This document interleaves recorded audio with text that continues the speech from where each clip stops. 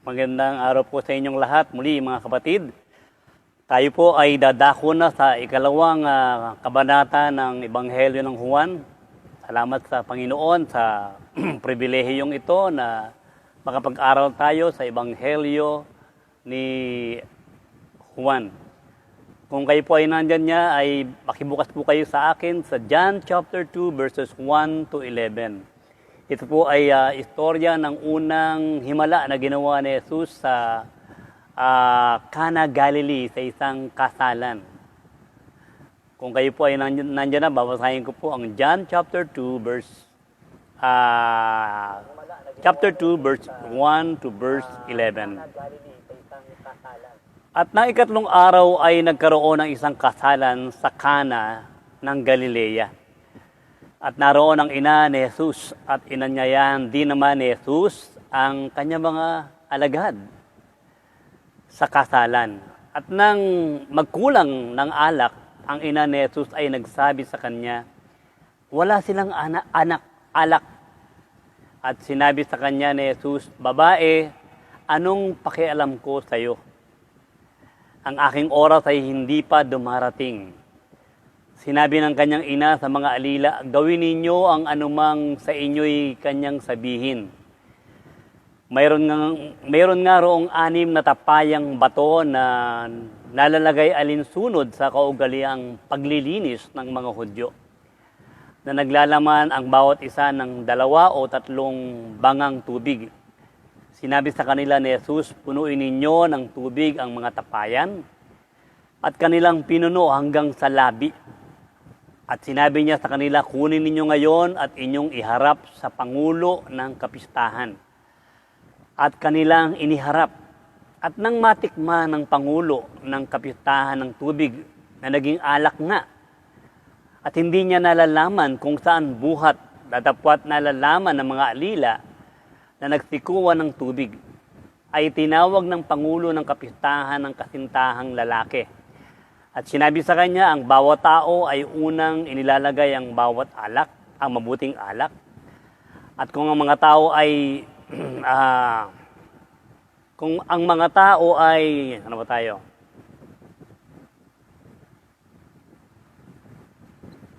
Yan po, sa verse 10. Sa verse 9 pala tayo. At nang matikman ng Pangulo ng Kapistahan ng tubig na naging alak, nga at hindi niya nalalaman kung saan buhat, datapwat nalalaman ng mga alila na nagsikuan ng tubig, ay tinawag ng Pangulo ng Kapistahan ang kasintahang lalaki. At sinabi sa kanya, ang bawat tao ay unang inilalagay ang mabuting alak. At kung mga kainom ng mabuti, ang mga tao ay saka nilalagay ang pinakamasamang alak. Itinira mo ang mabuting alak hanggang ngayon.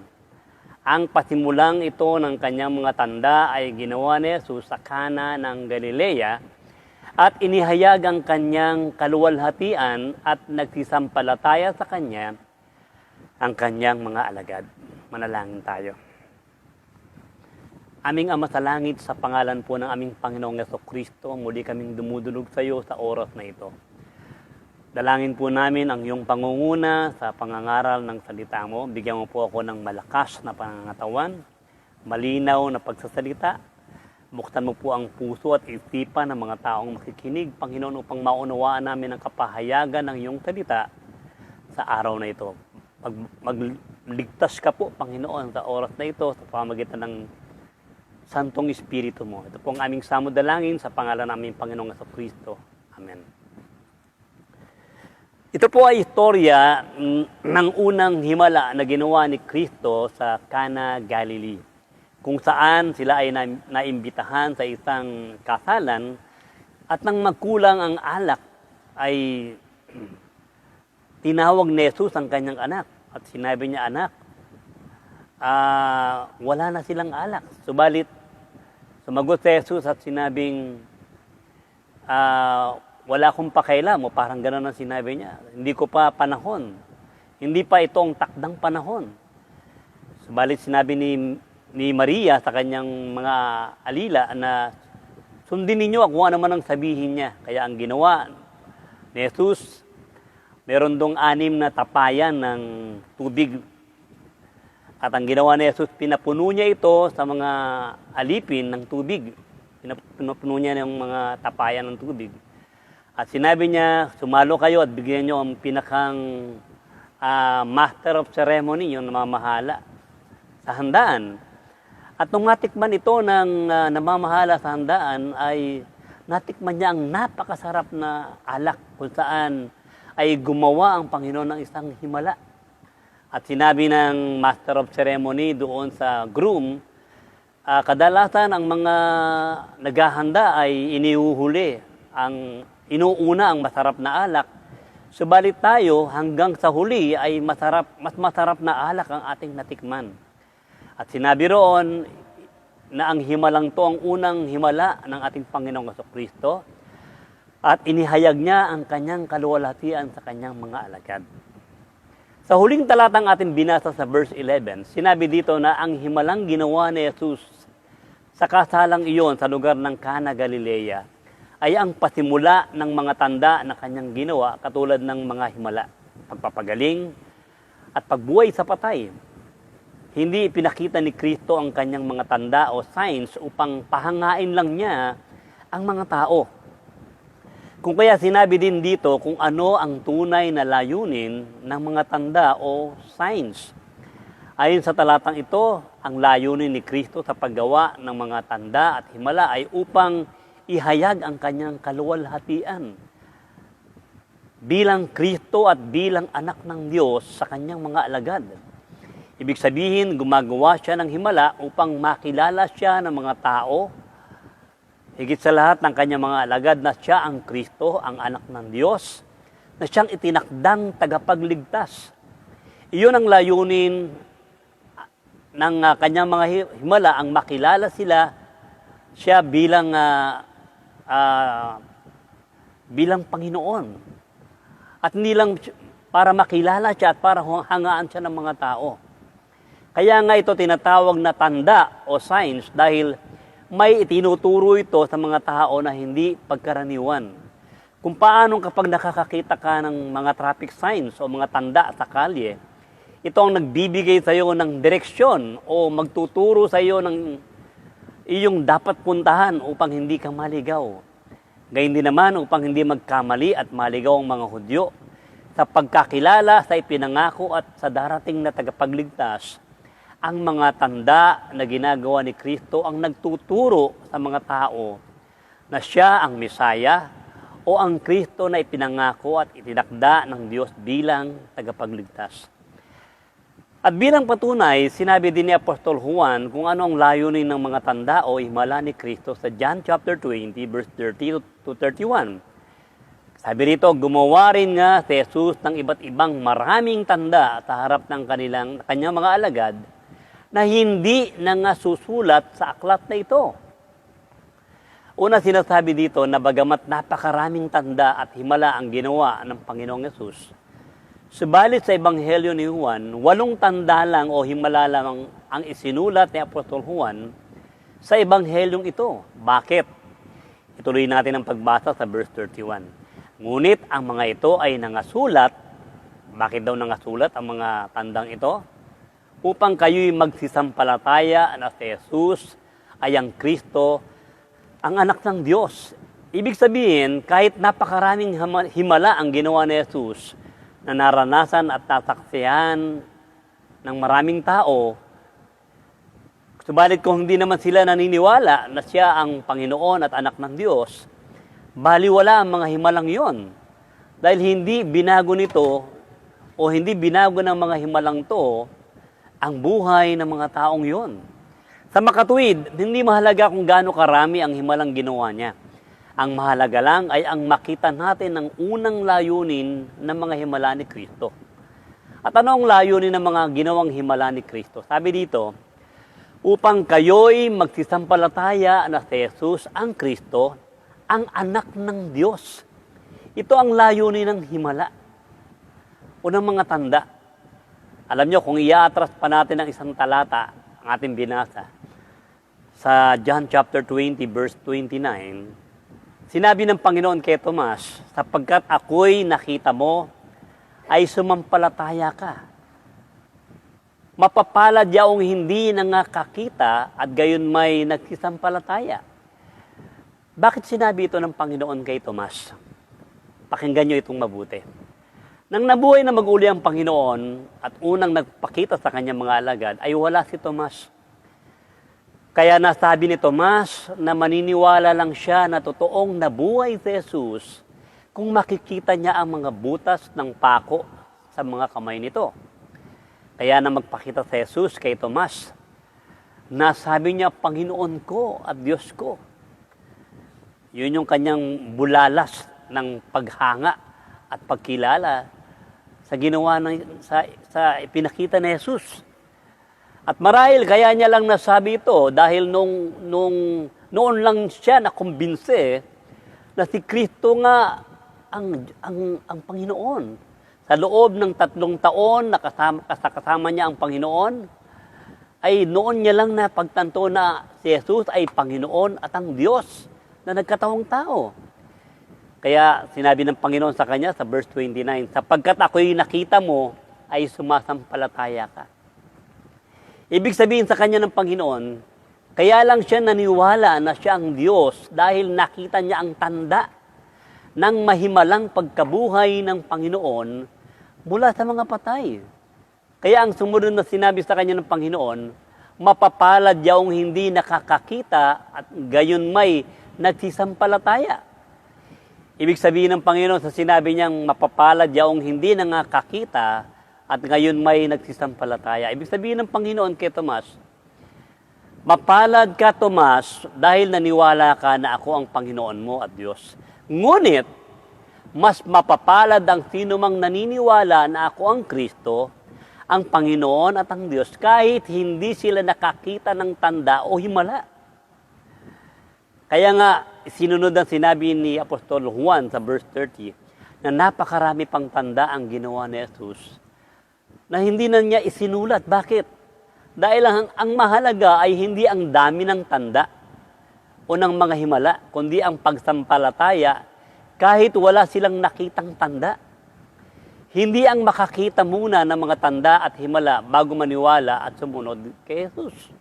Tanong, patuloy ka bang maniniwala at susunod kay Jesus kahit wala kang makitang tanda at himala? Kahit wala kang maranasang himala sa buhay mo? O kahit walang tugon ng Panginoon sa iyong mga panalangin? Alam niyo, sa panahon natin, 2,000 taon na nakakaraan, tanggap na ng marami na si Kristo ang Panginoon na anak ng Diyos at ipinangakong tagapagligtas. May himala man o wala. Kaya nga nagbabala rin ang Panginoong Jesus na mag-ingat tayo dahil baka sa himala ka lang nakatingin at sa mga pagpapalang ibinibigay ng Panginoon at hindi na sa pagkilala sa Kanya bilang Panginoon at tagapagligtas. Sinabi ni Apostol Juan sa verse 31, so that you may believe that Jesus is the Christ, the Son of God. Sinabi naman ni Tomas, my Lord and my God. Si Kristo rin ba ang Panginoon mo at Diyos mo? Paano mo siya makikilala bilang Panginoon at Diyos? Sinabi din ng Panginoon sa Matthew chapter 7, verse 21, hindi lahat na nagsasabi sa akin ng Panginoon, Panginoon ay papasok sa langit. Ibig sabihin, hindi sapat na tinatawag natin si Jesus na Panginoon. Kundi, napakahalaga rin na maunawaan natin ang ibig sabihin na si Kristo ay iyong Panginoon. Dahil kung sinasabi lang natin at hindi natin nauunawaan at isinabubuhay ang kanyang pagiging Panginoon, how Christ reveals His Lordship. How Christ reveals His Lordship. Paano inihayag ni Kristo ang kanyang pagiging Panginoon? Basahin natin ang John chapter 2, verse 1 hanggang verse 11. So siguro, tama yan. Sabi dito sa verse 1, at nang ikatlong araw ay nagkaroon ng isang kasalan sa Kana ng Galilea. At naroon ang ina ni Jesus, na si Mary. Verse 2, at inanyayahan din naman si Jesus at ang kanyang mga alagad sa kasalan. At nang magkulang ang alak, ang ina ni Jesus ay nagsabi sa kanya, wala silang alak. Una, ipinapakita rito ang kahalagahan ng kasal kung kaya dumalo si Jesus sa kasalang yon. Sa kultura ng mga Hudyo, ang selebrasyon ng kasal ay inaabot ng mahigit sa 1 linggo. At marahil dahil sa napakahaba ng selebrasyon, ay nagkulang ang alak.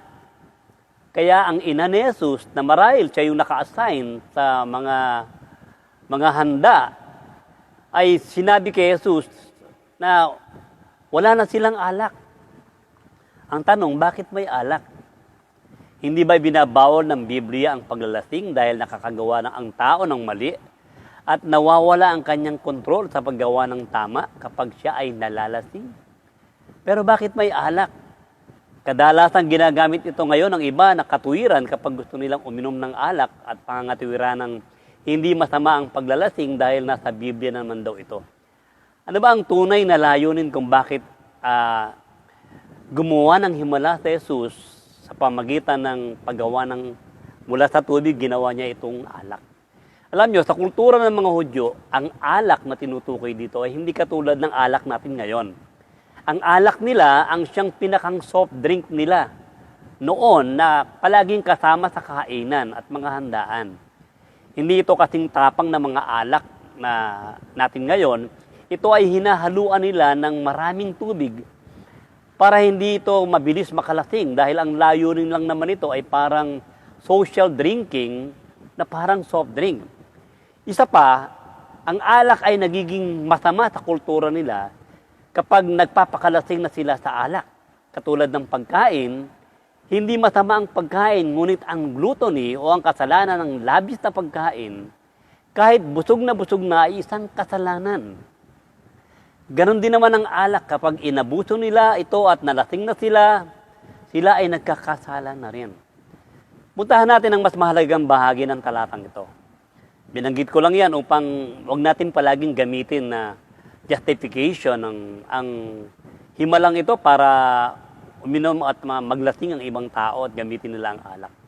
Ulitin natin ang verse 3 to 4. Sabi dito, at nang magkulang ng alak, ang ina ni Jesus ay nagsabi sa kanya, wala silang alak. Tingnan yung sagot ng Panginoon sa verse 4, ang sagot ni Jesus sa kanyang ina. At sinabi sa kanya ni Jesus, babae, anong pakialam ko sa iyo? Ang aking oras ay hindi pa dumarating. Bakit ganito sinagot ni Jesus ang kanyang ina na si Maria? Kung hindi natin uunawain ito, akalain natin na binastos ni Jesus ang kanyang ina na si Maria. Ngunit hindi iyon magagawa ni Jesus sa kanyang ina na si Maria. Sa kultura nila, ang tawagin mong babae ang isang tao ay katulad lang ng paggamit natin ngayon ng madam o ma'am. Ito ay hindi pagbastos, kundi isang pagrespeto. At ito ay tanda rin ng paggalang. Bagamat, hindi dapat gano'n ang tawag ni Kristo kung i-address niya ang kanyang ina, kundi dapat ay nanay o mother ang tawag mo sa kanya, kung siya ang iyong ina. Pero bakit tinawag siya ni Jesus na babae at hindi mother o ina? Una, dapat nating maunawaan na ito ang simula ng ministeryo ni Kristo. Sa halos 30 taon, ang role ni Mary ay bilang ang role ni Mary kay Kristo ay bilang isang ina at si Kristo ay kanyang anak. Ngunit nang magsimula na si Kristo sa tunay niyang misyon, ang role ni Kristo sa kanya ay hindi na anak, kundi bilang Panginoon. Mas dapat na unahin ni Kristo ang iniuutos ng kanyang amang Diyos nang higit sa iniuutos ng kanyang ina dito sa lupa. Bilang ina, marahil nalimutan ni Maria na si Jesus ay kanya ring Panginoon at hindi lang anak. Nang sabihin ni Kristo sa verse 4 at sinabi sa kanya ni Jesus, babae, anong pakialam ko sa iyo? Ang aking oras ay hindi pa dumarating. Ang ibig sabihin ng anong pakialam ko sa iyo ay hindi pagsagot ng pabalang at hindi pagbaliwala sa utos ng kanyang ina. Mahirap nga lang itong isalin sa Tagalog, kaya ganito ang kinalabasan. Subalit ang ibig lang sabihin ni Kristo sa kanyang ina, sinasabi niya sa kanyang ina, ano ang kinalaman ng pagiging nanay ni Kristo sa laman para pangunahan siya sa pinapagawa sa kanya ng Amang Diyos. Sa oras na yon ng pagsisimula ni Kristo ng kanyang ministeryo, ang mas mahalaga niyang sundin ay ang kalooban ng kanyang Amang Diyos at hindi ang kanyang ina sa lupa na si Maria. Anong ibig sabihin nito? Paano inihahayag ni Kristo ang kanyang pagiging Panginoon? How Christ reveals His Lordship. He reveals His Lordship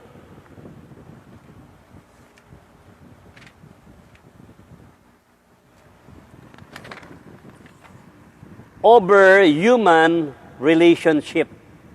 He reveals His Lordship over human relationship. Anong ibig sabihin nito? Inihahayag ni Kristo na ang pagiging Panginoon niya ng buhay ng isang mananampalataya ay higit kaysa sa anumang relasyong mayroon tayo dito sa lupa. Of course, mahalaga ang ating mga magulang, kapatid at anak at dapat natin silang mahalin at igalang. Ngunit kung kinakailangan tayong mamili ng unang susundin, mas uunahin natin ang ating Panginoon kaysa sa kanila. Dahil siya ang tunay na hari ng buhay natin, at siya ang lumikha sa atin, at siya ang ating Panginoon kung ikaw ay isa ng mananampalataya. Ano ba ang gustong mangyari ni Maria ng mga oras na yon na nagkulang ang alak? Ang alak ay bahagi ng handa nila. Ang kakulangan ng handa ay isang malaking kahihiyan para sa nag-imbita o para sa pamilya ng groom. At may batas sila noong araw sa kultura ng mga Hudyo na pwedeng magdemanda ang isang bisita kung hindi na ibigay ng nag-imbita ang dapat na kanyang ihanda, katulad ng kakulangan ng pagkain o alak na inumin. Therefore, concerned si Maria sa kahihiyang maaaring danatin ng pamilya ng groom. At alam niya na si Kristo rin ay ganon. Concerned din si Kristo. Higit sa lahat, alam din ni Maria na si Kristo ang Mesaya. Dahil sinabi sa kanya ito ng anghel noong nagdadalang tao pa lang siya kay Jesus. At marahil sinasabi niya kay Jesus, heto na ang tamang panahon at pagkakataon para ipakita mo sa kanila na ikaw ang Mesaya. Kumbaga parang sinasabi niya kay Jesus, gumawa ka ng himala. Subalit hindi alam ni Maria na pinangungunahan na niya si Jesus, hindi bilang ina, kundi bilang Panginoon. At hindi bilang anak. Hindi niya alam na ang tanging mag-uutos kay Jesus sa bawat hakbang na kanyang gagawin, simula sa araw na yon, sa pagsisimula niya ng kanyang ministeryo, ay ang sundin ng Amang Diyos kapag tungkol ito sa kanyang misyon ng pagliligtas. At hindi si Maria. Paano inihahayag ni Kristo ang kanyang pagiging Panginoon? How Christ reveals His Lordship. He reveals His Lordship over human relationship. Inihahayag ni Kristo na ang pagiging Panginoon niya ng buhay natin o ng isang mananampalataya ay higit kaysa sa anumang relasyong mayroon tayo dito sa lupa. Siya bilang Panginoon at hindi ang ating mga magulang ang mas una nating dapat sundin. Ano ang sinasabi nito sa atin? Sinasabi ng talatang ito na kung Jesus ang Panginoon mo, kung may iniuutos sa iyo ang iyong magulang na labag sa kalooban ng Diyos, mas dapat mong sundin si Kristo bilang Panginoon. Hindi ko sinasabing bastusin natin ang ating mga magulang. Magkaroon ka ng lakas ng loob na ipaliwanag kung bakit mas kailangan mong sundin si Jesus kaysa sa kanila. Matuto kang manindigan sa katotohanan. Bagamat maaari tayong dumanas ng pag-uusig sa ating mga mahal sa buhay, kapag mas sinunod natin ang Panginoon, subalit kailangang magtiwala ka sa Panginoon na dahil inuna mo siyang sundin, may kakayahan siyang kumilos sa buhay ng iyong mga magulang at maging sila ay baguhin at iligtas niya. How Christ reveals His Lordship? He reveals His Lordship over human relationship. Inihahayag ni Kristo ang pagiging Panginoon niya ng buhay mo bilang mananampalataya ng higit kaysa sa anumang relasyong mayroon ka dito sa lupa. Siya bilang Panginoon ang mas unang dapat masunod. Para sa ikalawang puntos, matapos sawayin ni Kristo ang kanyang ina sa paghihimasok nito sa desisyon ni Jesus bilang kanyang Panginoon at hindi lang bilang anak, naunawaan ito ni Maria sa mga oras na yon. Naintindihan ni Maria ang kanyang pagkakamali. Kaya sa verse 5, sinabi ng kanyang ina sa mga alila, gawin ninyo ang anumang sa inyo'y kanyang sabihin. Inutusan ni Maria, sinabihan ni Maria ang kanyang mga alila na sinabi niya, gawin ninyo ang anumang kanyang sabihin. Imbis na sabihin ni Maria na imbis na sabihin niya kay Jesus na gawin ito ang kanyang utos bilang kanyang ina, naunawaan ni Maria ang kalooban ng Diyos na si Kristo ang dapat masunod at hindi siya, kahit pa siya ang nanay ni Kristo sa laman. Kaya marahil, sinabi niya sa mga alila, gawin ninyo hindi ang iniuutos ko, kundi ang anuman ang sa inyo'y kanyang sabihin. Nauunawaan ni Maria ang ibig sabihin ni Kristo sa kanya bilang Panginoon, na hindi ang hinihiling niya ang dapat masunod, kundi ang utos o kalooban ng Panginoon. Paano inihahayag ni Kristo ang kanyang pagiging Panginoon? How Christ reveals His Lordship. He reveals His Lordship, number 1, over human relationship. At number 2, He reveals His Lordship over human requests. Over human requests. Si Kristo na ang dapat masunod at hindi ang anumang kapritsyo natin o anumang maisipan nating hingin. Ganon ang ginawa ni Maria nung una. Siguro akala niya pwede niya pa rin hingin ang anumang gusto niyang hingin kay Kristo. Subalit sa pagkakataon na yon na si Kristo na ang Panginoon, hindi niya na ito pwedeng gawin. Si Kristo na ang dapat masunod. Ang tawag dito ay entitlement mentality, na para bang kailangan maibigay sa iyo ang hinihingi mo dahil karapat-dapat lang natanggapin mo ito bilang anak ng Diyos. Kaya nga dapat sa panalangin natin, sinasabi natin sa Panginoon na ipagkaloob niya ito sa atin kung loloobin niyang ibigay ito sa atin. Ito ay pagpapasakop sa kanyang pagiging Panginoon. Hindi natin utusan ng Panginoon. Ang pagkaunawa ng iba sa Panginoon ay parang genie na pwede kang mag-wish o hingi ng alimang gustuhin mo at tatawagin nila itong pananampalataya. Kaya nga ang tawag na nila sa Panginoon ay hindi na Panginoon, kundi pengi nito, pengi noon. Hindi na Panginoon, pengi noon. Subalit si Maria ay naging magandang halimbawa ng pananampalataya. Sinabi niya sa mga alila, sundin ninyo ang anumang sabihin niya. Parang sinasabi ni Maria, huwag ako ang sundin ninyo. Sundin ninyo ang lahat ng sabihin niya dahil siya ang Panginoon at hindi ako. At alam nyo, nang sinunod nila si Jesus, anong nangyari? Nag-umapaw ang wine, ang alak na ginawa niya mula sa tubig. Sabi dito, inutusan ni Kristo ang alila na punuin ang 6 na tapayan na naglalaman ang bawat isa ng 20 hanggang 30 litro ng tubig. Ginawa niya itong alak na sapat at nag-uumapaw para sa pangangailangan ng kasalan. Anong sinasabi nito sa atin? Ang kalooban ba ni Kristo bilang Panginoon mo ang nais mo na masunod? At hindi ang kalooban mo? Ipinapasakop mo ba ang panalangin at kahilingan mo sa kalooban ng Panginoon? Si Kristo bilang Panginoon ay higit kaysa sa mga kahilingan mo. Ang makilala lang si Kristo ay higit-higit na sa lahat ng pangangailangan mo. Paano inihahayag ni Kristo ang pagiging Panginoon niya sa buhay mo? How Christ reveals His Lordship. He reveals His Lordship over human requests. Mas higit siya sa anumang hinihingi mo. Hindi ikaw ang masusunod, hindi tayo ang masusunod. Hindi yung prayer request natin ang masusunod.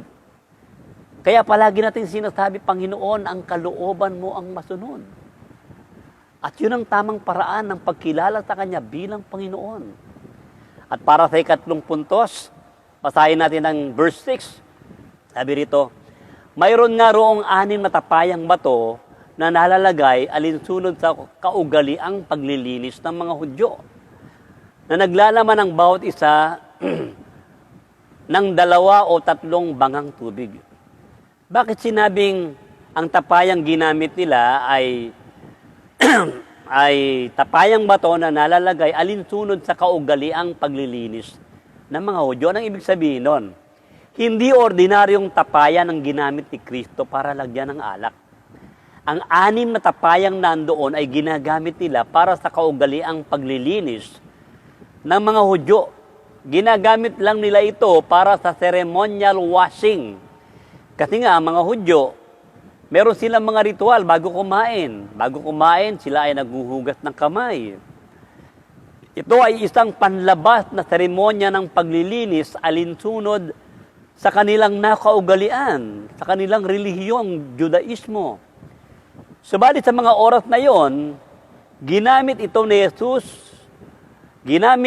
ang tubig na nakalaan sa kanilang seremonya para sa higit na pangangailangan sa oras na yon. Inutusan niya ang mga alipin na punuin ito ng tubig, saka ginawang alak ni Jesus para sa pangangailangan ng handa, para sagipin ang pamilya ng groom sa kahihiyan at iligtas sila sa demanda na maaari nilang harapin.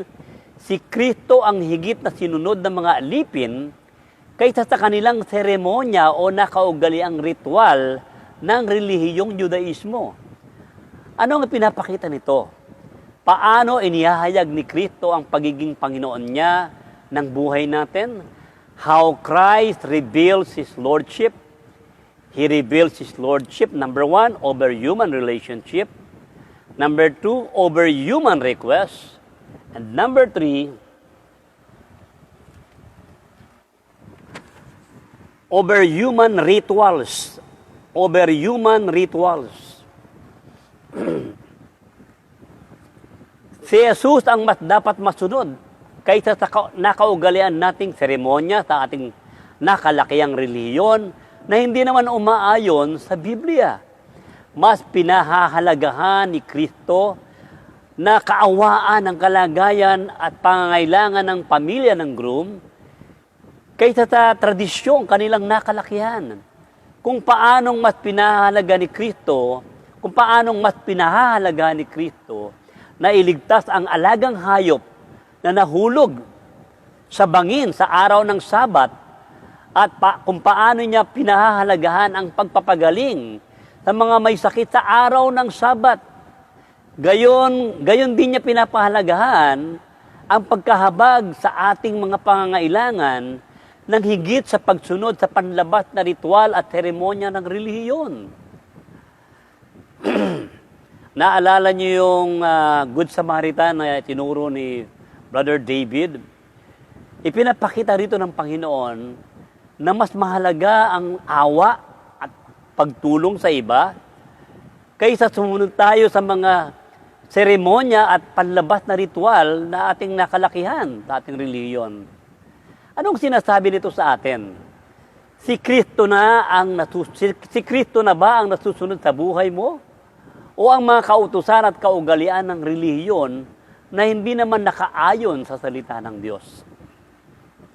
Ganito ay pinapakita ni Kristo kung paano natin siya dapat sundin bilang Panginoon. Paano inihayag ni Kristo ang pagiging Panginoon niya ng buhay natin? How Christ reveals His Lordship. He reveals His Lordship over human rituals. Siya na ang dapat masunod sa atin at hindi ang anumang nakaugalian natin sa ating relihiyon. At para sa ika-4 na puntos, basahin natin ang verse 9. At nang matikman ng Pangulo ng kapitahan ng tubig na naging alak nga, at hindi niya nalalaman kung saan buhat, datapot nalalaman ng mga alila na nagsikuha ng tubig. Anong ibig sabihin nito? Nang ibigay nila doon sa namamahala ng pistahan ng kasal, yung tubig na naging alak ay Ang nakakaalam lang sa miracle na ito ay yung mga alipin. At hindi nalaman maging nung tagapamahala. Sinasabi dito na ang mga alipin lang ang nakaalam sa mga oras na yon na may naganap na himala. Nang ginawa niyang wine o alak ang tubig. Bakit? Bakit sinabi ni Kristo kay Maria sa verse 4 na hindi pa ito ang kanyang oras? Ang sinasabi ni Kristo na oras ay oras para malaman ng karamihan na siya ang Mesaya. Dahil ang kahulugan yon ay kanyang kamatayan sa krus at hindi pa panahon para siya ipako sa krus. Maraming pagkakataon na kapag nais ipagbunyi ng mga tao si Jesus bilang Mesaya, matapos siyang gumawa ng ilang himala, ang ginagawa ni Jesus, umaalis siya sa karamihan at nawawala siya. Bakit? Dahil hindi pa iyon ang takdang oras para makilala siya ng lahat bilang Mesaya. May tinakdang oras ang Ama na kanyang sinusunod. Hindi niya hinahangad, ang ibig sabihin nito, hindi niya hinahangad ang pagkilala at popularidad na kayang ibigay ng tao sa kanya, kung kaya ang nakaalam lang noong himalang yon ay yung mga alipin at ang kanyang mga alagad. Anong ibig sabihin nito? Paano inihahayag ni Kristo ang pagiging Panginoon niya sa buhay natin? How Christ reveals His Lordship. He reveals His Lordship, number 1, over human relationship. Number 2, over human requests. Number 3, over human rituals. At ang pang-apat, over human recognition. Over human recognition. Mas pinili ni Jesus na hindi siya makilala at hindi siya sumikat sa pamamagitan ng pagkilala sa kanya ng mga tao. Sa halip, mas pinili niya na siya ay kamuhian ng mga pinuno ng mga Hudyo at ng karamihan, kung kaya siya ipinako sa krus. Dahil mas pinili niya ang pagluwalhati ng Ama kaysa sa pagluwalhati ng tao sa kanya.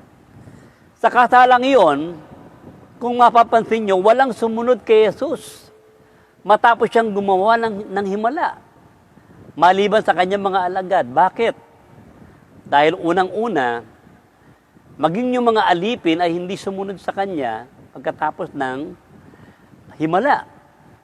Bakit? Dahil isang malaking offense para sa relihiyong Judaismo ang ginawa niyang pagbaliwala sa seremonya ng paglilinis, kung kaya walang sumunod sa kanya sa pangyayaring iyon. Imagine mo yung ginagamit nilang tubig para sa seremonya ng paglilinis. Binaliwala yun ni Kristo at ginamit niya yun para gumawa ng isang himala. Isa pa, isinikreto ni Kristo ang himalang ito sa mga alila at sa kanyang mga alagad dahil hindi pa yun ang takdang panahon para makilala siya.